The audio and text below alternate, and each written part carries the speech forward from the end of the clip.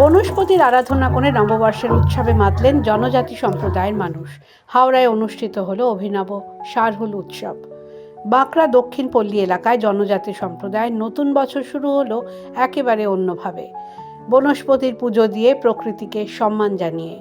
শালমহুয়া গাছকে পুজো করাই রীতি, তবে এদিন পূজিত হয় নিম আমের মতো বনস্পতিও। প্রকৃতির সঙ্গে সহাবস্থানের বার্তাই এই পুজোর মর্মবাণী। আদিবাসী সংস্কৃতিতে এই আচারই প্রকৃতির প্রতি কৃতজ্ঞতা জানানোর উপায়। পুজোর পর চলে আনন্দ উৎসব। মাদলের তালে নেচে ওঠেন পল্লীর পুরুষ নারী সব বয়সের মানুষ। বছরভর অপেক্ষা করা হয় এই একটি দিনের জন্য। গ্রামের পরিবেশে এখনও কেউ কেউ পুজোর আগে শিকারে বের হন।